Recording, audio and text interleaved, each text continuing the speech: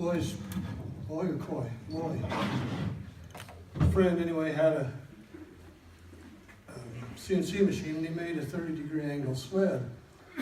Well, that works great with the wood because you need it about this high, but on this, your angle is measured at the base, and it's exactly 1 inch from the other side. So I got my little protractor ruler, and I can set it at whatever angle I want, and you set it at whatever angle, and you move it in, move these in and out, and you got it. And I made a couple of rings with me. I was going to bring them with me, and I forgot them. But they turned out perfect. So I'm really happy with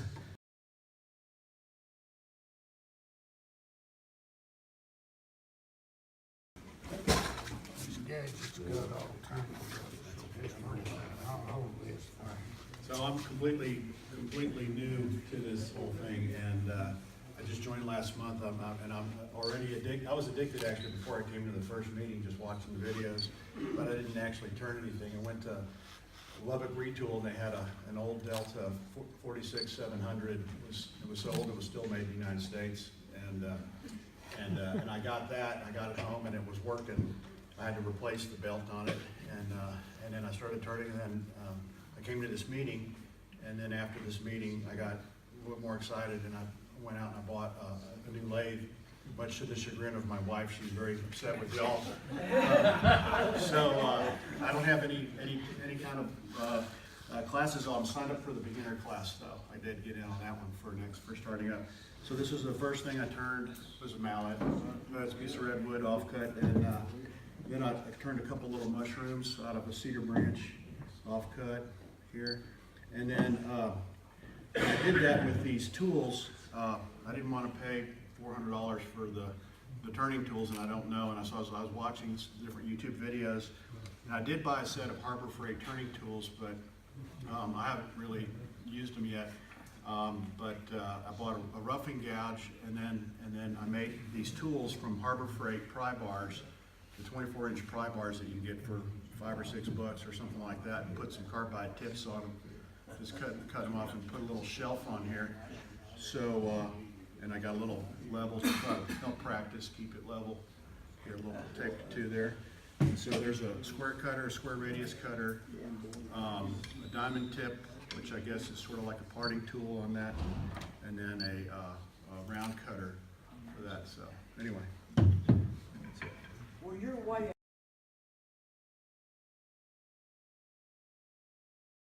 like he said, no, it wasn't green, it was wringing wet. I rough turned it and made this out of it. It's this piece of mesquite. And this is my hawk bowl. It's a piece of, I'm not sure what, is this cedar elm or cedar oak? Cedar elm. Okay, well, I've been calling it the wrong thing. But on this, it was also wet. There's a product on the market called, somebody have to pronounce it for me, Polycryl. Take it from me, it will dry it out, but you're gonna smell it for 6 months. That's the biggest mess I ever got into during the way that some of our older turners do it. Rough turn it, put the cuttings back in it, and let it set. It's by far better.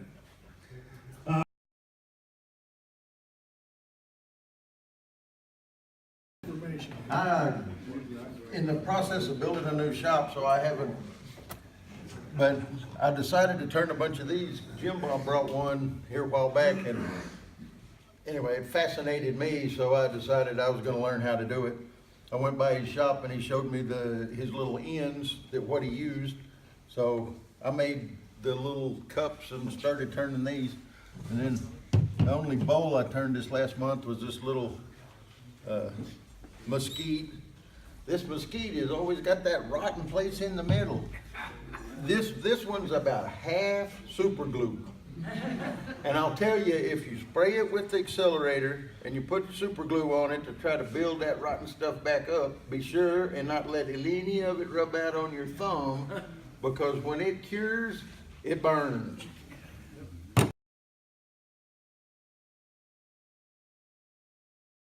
He had a couple of these spheres. I've always been fascinated with building spheres. This started over 50 years ago. A friend of mine made spheres out of stone. And he made me a couple of jigs, and I never did progress any further. So Mark inspired me, and there's about 7 or 8 here out of different woods. I went to YouTube. There's a ton of videos on YouTube that show you the steps and everything you need to know. They make some jigs that start at about $350, and you make a perfect sphere. Marks are pretty perfect. If you roll them in your hand, you don't feel any bumps. You roll mine in your hand and you'll feel bumps because they're not perfect yet. You can glue wood together, make a segmented sphere, different sizes. I want to make one a little bit bigger, but they're a lot of fun. They're fairly easy. So I encourage anybody that's interested to go to YouTube, get on there and see how it's done and see what you come up with. The bowl is a bowl probably turned 15, 20 years ago out of elm. So I need something to put the spheres in.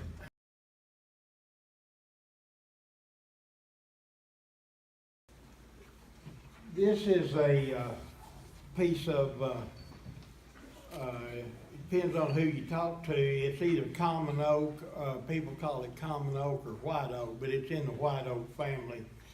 And it's really hard to dry and keep from cracking, but it's great to turn, and it really has a lot of character to it. The oak, the hard oak does. Red oak is red oak, and it's pretty for cabinet material, but it doesn't make very good turnings, but this makes real good turnings. I've got a whole bunch of small pieces like this. If anybody wants to come to my shop, I've been turning until I'm blue in the face, trying to keep it from cracking. So if any of you want any, I'm not gonna have time to turn it off before it starts going bad. So if anybody wants some of it, you come by my shop, I'll get them some of it. This is Shelay's Chinese elm. This will go in, be raffled off for the building fund. Raffle or auction? For building fund. This is a mesquite urn for my cousin in Alpine, and it has a threaded lid.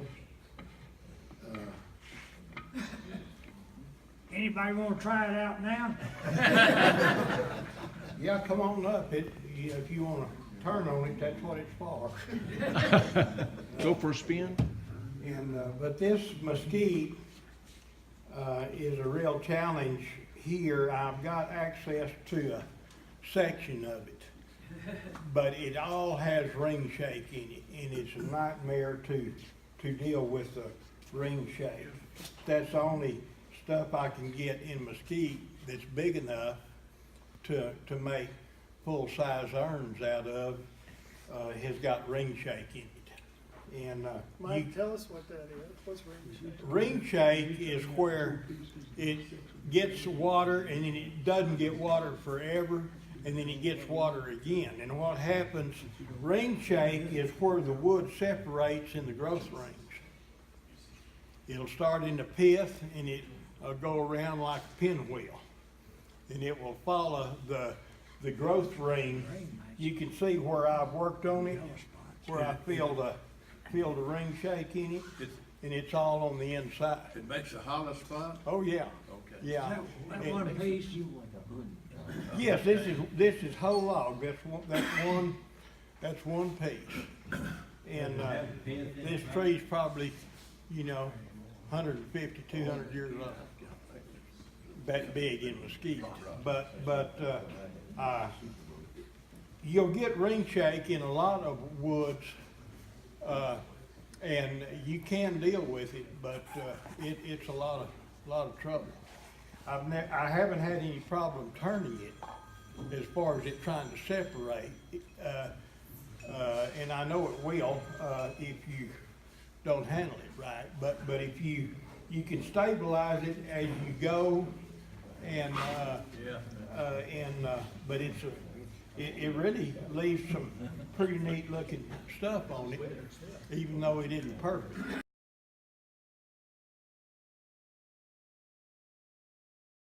Okay, This is a Vicky's piece next. of ash,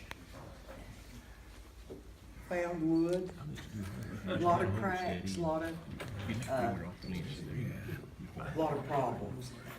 Anyway, it's been on the lathe for months and months, and I finally dyed it. I think the white wood I think it's grapefruit. It wasn't real easy to turn. Anyway, I had a lot of problems with it. I broke my finial, couldn't get my lid off. I had to drill through the back, and of course I was doing this about midnight one night, and Mike wasn't there to solve my problems.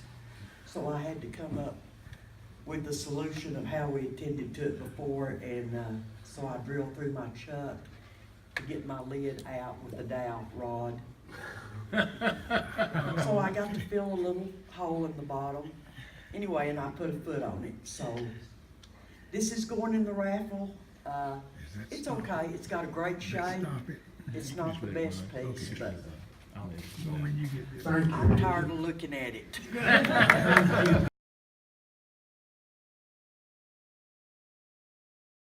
It's the best one I've ever had, and at school, when I needed to get a bunch of kids who were all in 15 different directions, I would ask them to guess how long it would spin, and whoever got it right, I just let them go to lunch early.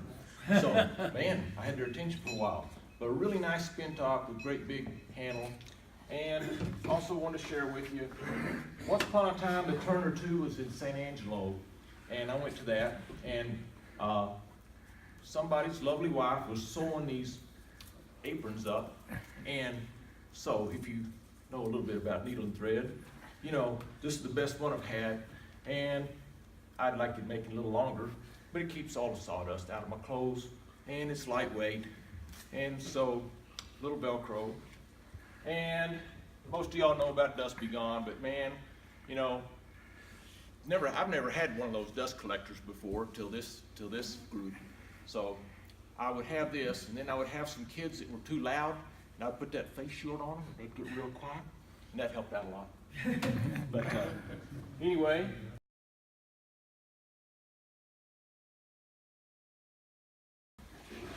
That I started, this piece of spalted hackberry. I don't know if that's a piece that Mike and Vicki and I picked up on the side of the road going to the SWAT one year or not, but anyway, so I finally dug it out and made a little lidded bowl out of it there. Piece of African black wood that I put up here for the knob there to pick the lid off there.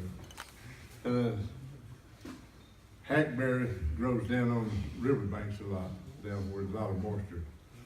And like I said, I don't know if that's part of it we picked up or not there, but anyway, so it's been in my storage shed there for about a year or so. That was fun getting that wood too. Because Yeah, it sure was, piled and I up sure on the messed side up a of the good pair road. of socks in that mud getting down there. This pile of hackberry was right beside the highway going into Waco. And we decided to jump the fence and grab some and haul. That was a sign I wish we'd had a video of Mike trying to jump over the pole with a big old log and show that. That's like me trying to jump a pole. So, anyway, so that's where that come from.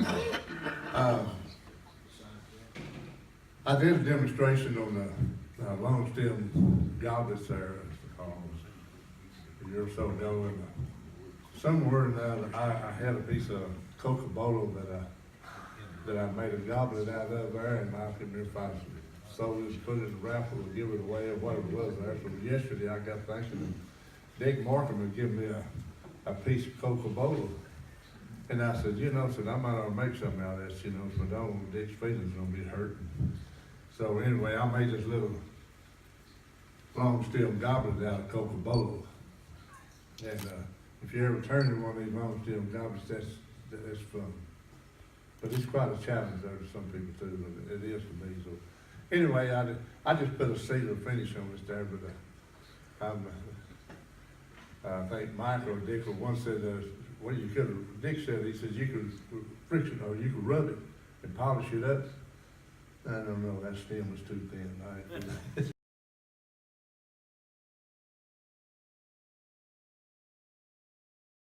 In my pots and a lot of color, and so that's what I did. This ring is a piece of oak that's has the wavy grain and a lot of spalting in it, has a lot of character. And then for this ring, I laminated a piece of bloodwood and a piece of maple, and when you turn it, you get this scalloped effect. A lot of the design is designed on the fly. Speaking of fly, I think it did fly a couple of times. And, my goal is to turn a bowl one day without having it fly off the lathe, and I'm getting closer. But anyway, I had the glue block glued onto the bottom with a piece of brown paper between there, and hollowing out the center. I would get a catch inevitably, and it would break that glue. So fortunately, it didn't break the pot, so I finally was able to finish it.